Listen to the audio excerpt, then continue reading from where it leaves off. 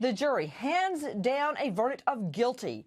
Guilty in the case of this young teen who heads off to Rutgers University to study a higher education, his parents sacrificing and saving their entire lives to send him to college. Only there he meets a roommate from India, Durun Ravi, who then proceeds to launch a tirade of jibes, of mocking, humiliation, ending in a live broadcast, streaming broadcast, watching the roommate during his first sexual encounter with a man there in his dorm room. The teen commits suicide, taking his own life following the humiliation of the live broadcast. After a jury brings down the hammer, the judge sentences him to only 30 days in the county jail. That is what the teen's life was worth. With a possible sentence of 10 years behind bars, this is making a mockery of the justice system. Joining me right now, activist James Duke Mason. James, thank you for being with us. I'm stunned at the sentence.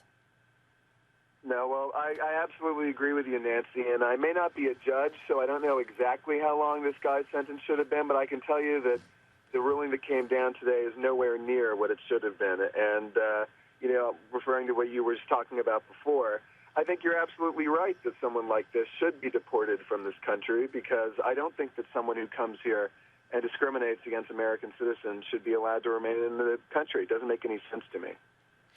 James Duke Mason is joining us, activist. And the thing is this, James, I don't care who the victim is. I don't care if he is Caucasian, African American. I don't care if he's gay. I don't care if he's straight. I don't care if he's green from Mars. What he endured and the humiliation was uncalled for. It was wrong. And again, the sentence, you say you're not a judge? Well, you can read, right? The criminal statute says up to 10 years for this crime. The crime the jury convicted on. What would the outcome have been, James, if the victim had been a female, a young teen girl that had had a live webcast of her first sex encounter ever there in her dorm room? Sent out to God knows who to watch live. Everybody's sitting around laughing, watching live, and then she kills herself. Would the sentence have been different, do you think, James? I do. I don't know. I mean, I absolutely think that must have something to do with it. And I think that, I think there's no question that this was a hate crime, and that, I think that, a lot of people say, well, this wasn't such a horrible thing that happened to Tyler. There must have been some other thing that led to his suicide. Well, I think there's something pretty severe about having your sex life broadcast to the entire world. I think that for a young gay teen who's already insecure and already feeling discriminated against, I mean, no, there's no question that this was premeditated.